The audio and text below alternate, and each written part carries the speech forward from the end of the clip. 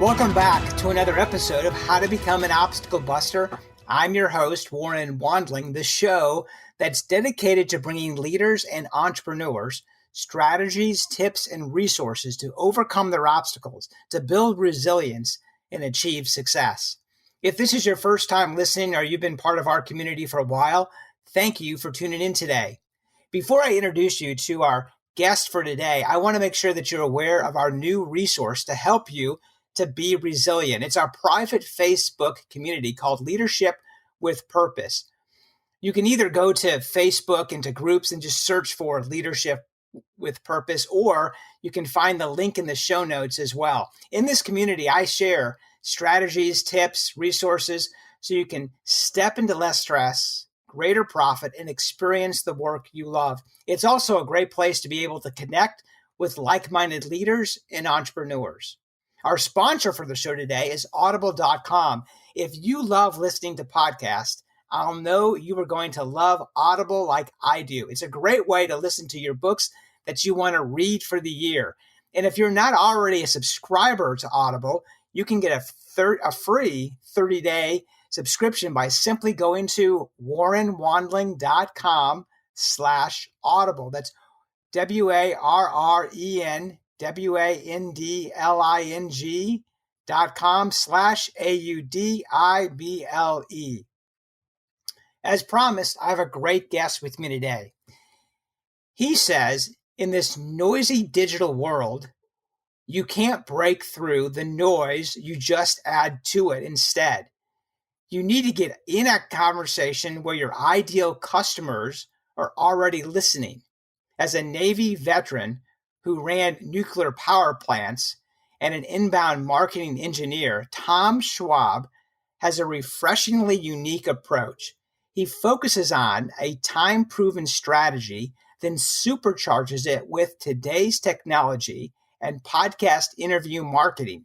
An author, speaker, and teacher, Tom helps you get more traffic, leads, and raving customer fans by being interviewed on targeted podcasts. Welcome to the show, Tom. Warren, I am thrilled to be here. Yeah, I'm really looking forward to our conversation today on How to Become an Obstacle Buster podcast. We provide strategies, tips, and resources for leaders and entrepreneurs to overcome their obstacles to achieve success. So to start that conversation today, as the founder and CEO of Interview Valet, author and speaker, tell us about your business. Yeah, well, first I want to say what CEO means to me, which is probably different than most people are thinking. I look at that as Chief Evangelist Officer. I've got some friends that are CEOs of publicly traded companies. And I'm like, yeah, we've got a team of 19, but I don't know if I'm at that level. And I just look at it as my job is to evangelize for our clients, for the podcasters we work with, for our company, and for the industry. I really believe that the biggest obstacle we all have today is obscurity, right? Right now, there's thousands, maybe millions of people that would be perfect for whatever product or service you have, right? They would gladly pay you money for the product you have now. The only problem is they don't know you exist, right? You're obscure. It's like you're in the witness protection plan to them. So I think the biggest problem we have is obscurity, and that's really what we help with at Interview Valet. We help people get out there on targeted podcast interviews that their ideal customers are already listening to, so that they can get that know, that like, that trust, that exposure, so that people can find out about them. And, exposure brings opportunity, and we make that easy for both the guest and the host with our system and our team. Yeah, that's excellent. I think it's a great service that you're offering to be able to make that connection and that platform for other podcasts as well as other business owners to be able to connect with their ideal client. Well, and I always have to laugh. My mom has no idea what I do. She doesn't listen to podcasts, but gave her my book, and she read it, and she says, "Honey, I still don't understand what you do." And I said, "Well, Mom, our mission is to personally introduce inspiring thought leaders to millions of ideal people they could serve for the betterment of all." And she's like, "I understand that." And she doesn't understand the technology, but she understands our heart and what we're doing. Yeah, that's great. And I know been connected with your service for a couple of years and love the process and the team that you've put together. Well, and that's thank you very much for that. And really, it's the two things, right? One of our core values is our success comes from our systems, and it's all about the process, the database, the things that we have. So even if as we've scaled, we can continue to deliver for our guests and our hosts consistently. And then we've got just an amazing team. One of the things I love about having a remote team is that we can find the best people. Because to me, work is what you do, not where you go. Exactly. I love that. So we're living in kind of a crazy time. We're still kind of in the stay-at-home order in most places across the world that are listening to this podcast today. So how has COVID-19 impacted podcasting? Yeah, and that's interesting. I think the idea of social distancing, but we still want connection. And technology allows us to do that. And so with that, podcasts have gotten ever more important. And what we saw on the data originally is that podcasts were up about 30% for the year. And then as soon as we hit social distancing, they started to take a little bit of a dive. Now, there's a little asterisk with that, right? Sports podcasts died, right? There was no more sports to talk about. As people's focus was more onto news, what we saw is the news podcasts went up, all the other ones went down a little bit. Now, what are we, 4, 5, 6 weeks into it? What we have seen is the sports podcasts are still down and all the other podcasts are starting to come back up again. So year over year, we're seeing this since the beginning of the year, we're seeing that podcasts on average are up 20%. So that's incredible growth through that. And what we're seeing is that it's the way for people to connect. That is meaningful conversations. And I think it's becoming the new norm where people go to there for the inspiration, for something fresh beside the 24/7 doom and gloom news that they see on television. So what is the greatest obstacle that your clients encounter? I think you kind of touched on it being obscure, but can you expand upon that idea? Well, I think as a whole, obscurity is everybody's biggest problem now. We live in a world of abundance, but how do you get to those abundance? And a lot of people talk about breaking through the noise. And Warren, honestly, I think that's laughable today. I think if we're honest with ourselves, most of us are just yelling and not getting heard. So with that, a lot of our clients are trying all these different things that the people are trying to sell them, right? You need to be on this medium. You need to be on that medium. Often the people that are telling us we need to break through the noise seem to be the ones that are all selling us the megaphones. And I think a lot of our clients struggle with, there's so many different channels. How do I get heard? And I think that's really the important thing of, more is not better. Better is better. And so really, how do you have those meaningful conversations? How do you get to know, like, and trust? How do people get to know, like, and trust your brand? So I think once we start talking about that, that's when the light bulb goes off for them and they want to know how they can do it. And then they're amazed at all the other things they can do from it. Like, it's like, wow, you mean I get a backlink from every podcast interview? Yep. You mean I get exposure on social media as the host promotes the episode? It's like, yep, that comes with it too. And then a lot of our clients are using these rich audio assets to repurpose them and to make them into blogs, into videos, into tweets, into memes. It's just amazing. And it's one of those things that's very fun and scalable. So what was a key strategy that contributed to your success building your businesses?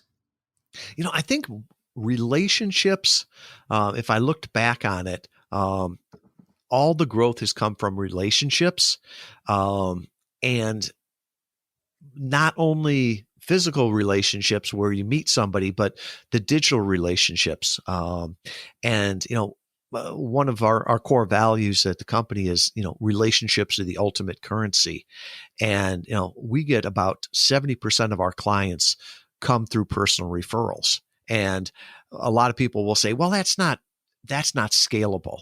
Well, maybe not for Google or Apple, but I think for most businesses out there, that relationship, that word of mouth, that those personal referrals, those are gold. And so every time, we get somebody that comes to us through a podcast interview, I consider that a personal referral, right? It was the podcast host that introduced us. And so for me, the key strategy was always focusing on relationships. So Bill, other than the connection from the podcast, are there other strategies that you use, Tom, in developing that relationship? I think it's the overall strategy of looking at relationships, not transactions. And I see a lot of people doing this, and they're like, well, I went on the podcast interview. Well, did you follow up with the host? Did you promote that? Did you talk with them? Is it just like a one-night stand, or do you want to build a relationship with it? Are they going to be thinking of you and promoting you? So with that, I believe in this digital age of automation.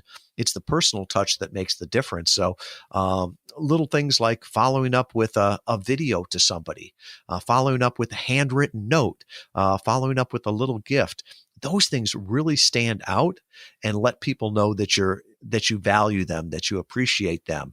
And today they're so easy to do, just to send a Loom video to somebody over email, or to grab your phone and instead of sending a text message and having it autocorrect and say something something wrong. Exactly.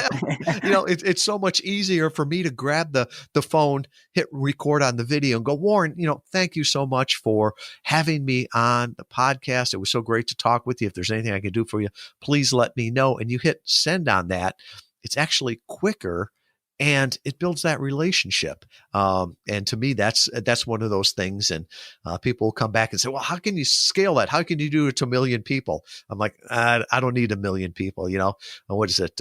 There's that famous article, 1,000 True Fans. I think that's what we need to focus on.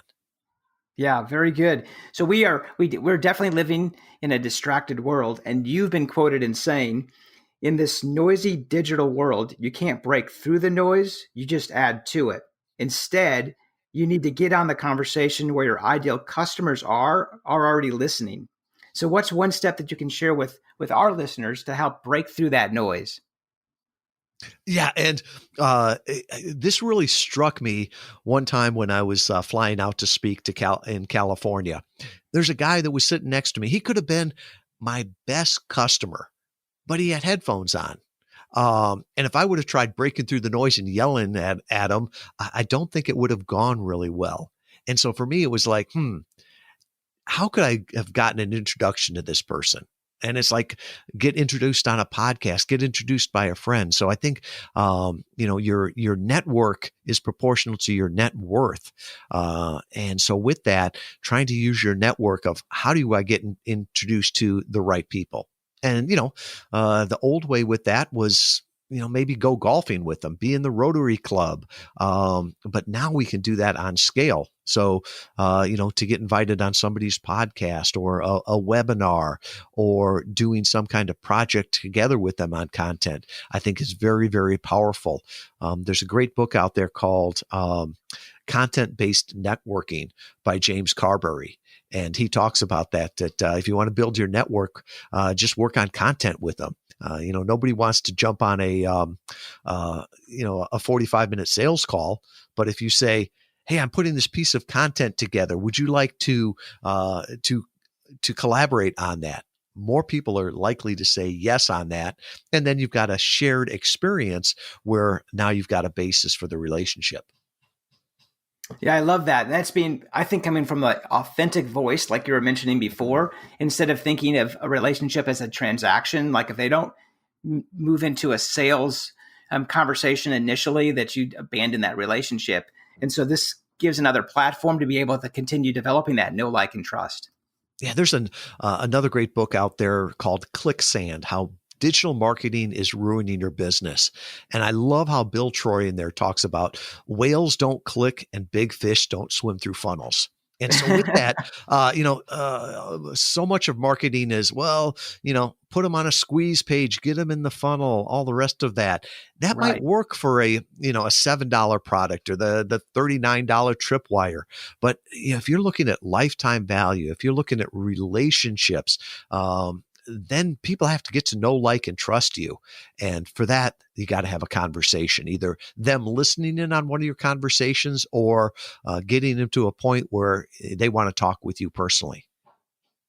So as the author of podcast Guest Profits, you provide a step-by-step system that is proven to convert 25 times better than blogs. So what's one step our listeners can take to get started in podcasting? And with that, I want to put the asterisks on that. This stat is quoted and is often misquoted. 25 times better than blogs. I would swear by that. I've got the study to prove that. But it's not converting listeners to leads, it's visitors to leads. So when you're on a podcast, if they come to your site, man, they are a hot lead. They're ready to go. And that's why it's so important. So what's one step that everybody can do is think of what value you could offer the world. Think of what things that you could talk about. We're all an expert in one area. It could be our business. It could be our training. The legal definition of an expert is someone who knows more by their training, their experience, or their knowledge than the average person. So think about what you could share with the world and then start looking at what places would be interested in that. So right now there's over 1 million podcasts. The little asterisk with that too is there's only about 300,000 that have published in the last 30 days. But even so, there are certain ones on there that would be ideal for you. And once again, bigger is not better. Better is better. Find where you can share what you know with an audience, and that will help your business. It'll help you, your personal network too. So it sounds like the best way to get really involved with podcasting instead of hosting a show is like using your service to be able to engage with other podcast hosts to get your message out to your target customers. Well, you can use our service or you can use our system. And that's one of the things that I outline in the book. I always tell people what we do, it's not a secret. It's not magic. It's just a system. We do it with excellence, and our clients are the ones that say, you've given me the cookbook. I don't want to be the chef. You let me be the guest. You take care of all the rest. And, I honor the work that podcasters do, but anybody that says doing a podcast is easy has either never done it or never done it well. It's, Warren, the great ones like you make it look easy. And so I think a lot of times people will say, well, I want to start a podcast too. Well, I push back to them. It's like, if you wanted an audience as big as Oprah's, there's 2 ways that you could go about that. You could get on the Oprah show and tap into her audience, or you could start your own show and build it up over years and decades, and you could get that audience too. One of them sounds like a whole lot easier to me. And so that's why I'm a big fan of leveraging other people's audiences, leveraging other people's networks so that you can get that personal observation in. And I'll just say this. Anybody that appreciates podcasts, show some love back to the host. Leave them a rating and review, because there's a lot of work that goes into that that most people don't see. Yeah, exactly, Tom. That's so important to be able to share that the rating for the show. It helps move that show up within, so others can be able to find that show as well.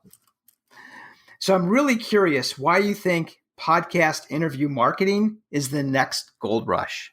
Yeah, and I think if you think of what are gold rushes, there's something that's new where the information isn't perfect, but there's opportunity out there, right? So at one time, Google Ads were a gold rush, and all you had to do was put up a banner and it worked. And then it got to be a very mature industry, and it got more expensive and it didn't work as well. You could say the same thing for Facebook or Facebook ads.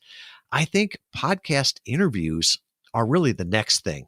The data is not perfect. And I'll be the first to admit that, the number of downloads, how long people listen, who's listening, that's not all perfect. But for those people that go out there and can learn and are the first ones out there, they're going to be the ones that get the best returns. In 5 years from now, the data is going to be perfect and the returns aren't going to be nearly as good. Right now, it's so much easier to get out there, so much easier to get in front of your ideal customers. And I think that window of opportunity is a window. It's going to close at some time. But what we're seeing right now is that it's still the gold rush. And, we work with clients that are authors, and there's like, this is the best way to do a podcast book tour as opposed to going to physical ones. We go to work with speakers that say, man, I'd rather talk to thousands of people on a physical stage than jump on a plane and spend days to go talk to somebody that's hundreds of people. We've got software as a service companies that they know their cost of lead acquisition and cost of customer acquisition down to the penny. And they're the ones that come back and tell us that this by far is the best channel that they have. Yeah, excellent. I think definitely within podcast, I think that's continued to grow. It'll be interesting to see when that turns. But right now, I would agree it's a great way to be able to connect with your ideal customer and to be able to build that know, like, and trust, because people can listen to podcasts in the car. They can, if they're working out, they can listen to podcasts. So it gives that flexibility. So I believe that success leaves clues, and one of those clues are the authors that successful people read.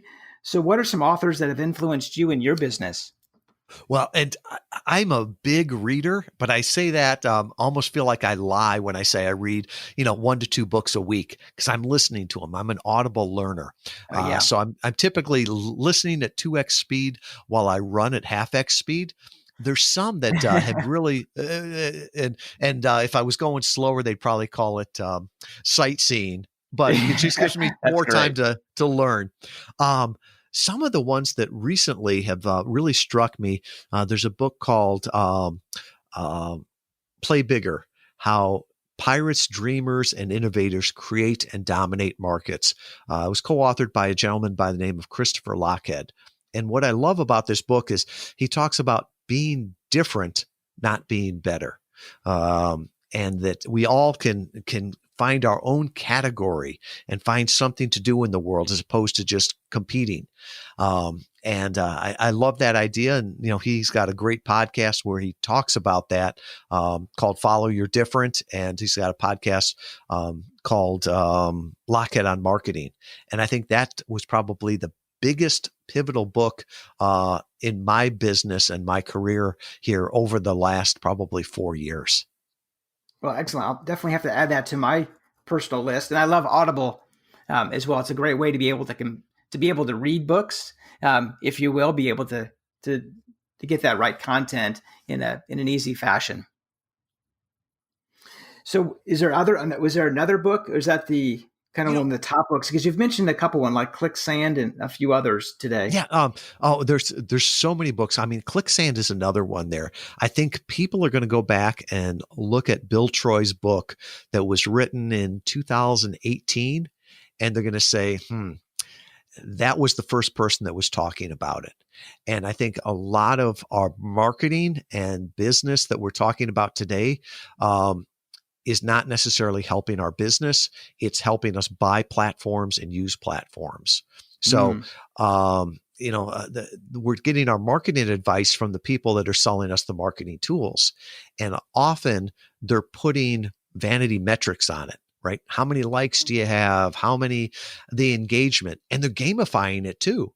Right. So, your likes are up 20%. Your engagement is up 15%.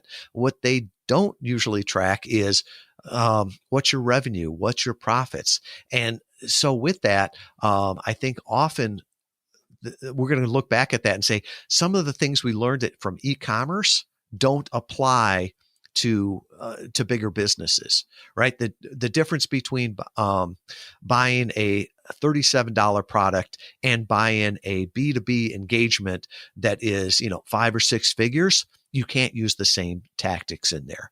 And after reading his book, it's very contrarian.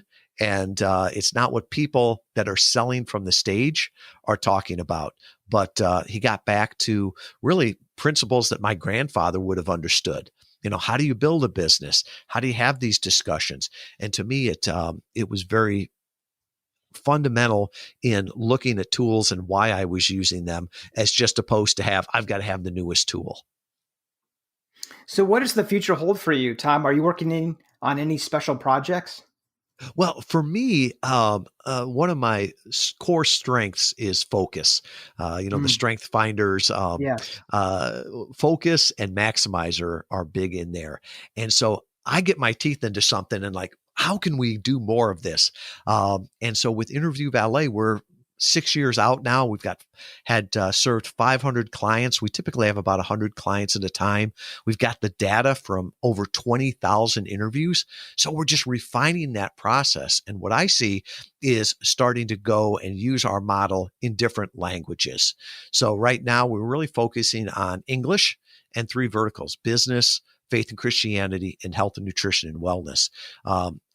One of our core things this year is we've got 3 of our team members that are bilingual, and I would love to start going into Interview Valet Espanol, because I think the Spanish podcasting market is probably about 3 years behind us. So I think taking our business model, taking what we've learned, and starting to use it for other people that speak other languages. Very interesting. So if our listeners wanted to be able to connect with you, Tom, what's the best way for them to be able to reach out? Oh, very much so. And I appreciate being here. And one of the things we have learned through all of these interviews is that the best place to send people afterwards is not just to your homepage, because that's going to change over time. We're recording this in 2020. Chances are there's somebody in 2025 listening to this, and I want to send them to a place that's going to be there forever, just like this podcast. So if you go to interviewvalet.com/obstacle buster, you're going to find out everything that Warren and I talked about here. And I'll put a copy of my book, right? I sell a lot of them on Amazon, but if you want a free copy, just fill it out. I'll send you a physical copy there. There's also an assessment. If you're thinking, I'd like to try podcast interview marketing, but how would it work for me? We've gotten our data, and there's a series of questions that if you answer those, we'll give you a score 1 to 100 on how we think you would do, and then also ideas on how to improve that. And then finally, if you're like, wow, this makes a whole lot of sense, I'd like to talk with Tom or his team about how they could help me leverage targeted podcast interviews and how to get exposure. Well, I'll put a link to my calendar on there too. So all of that will be back there at interviewvalet.com/obstacle buster. Very good. Yeah. Thank you, Tom, for providing that free book. I know our listeners are going to appreciate the free book and the offer to be able to connect with you as well. And I'll make sure that link is in the show notes. Thank you, Warren. I really appreciate it. Yeah. Thank you, Tom, for sharing your strategies, tips, and resources, helping our listeners to break through those obstacles to achieve success. Well, until next time, this is your host, Warren Wandling, saying, be resilient.